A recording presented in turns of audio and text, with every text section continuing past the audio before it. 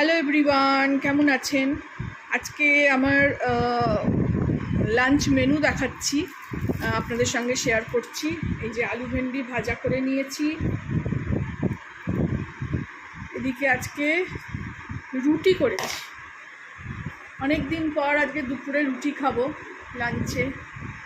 এদিকে আছে বেগুন ভাজা, এদিকে আছে স্যালাড একটু খেতে ইচ্ছা করে, শসা টমেটো আমি ভালোবাসি, কাঁচা লঙ্কা এখানেও একটা নিয়ে নিয়েছি, আবার এখানেও নিয়েছি।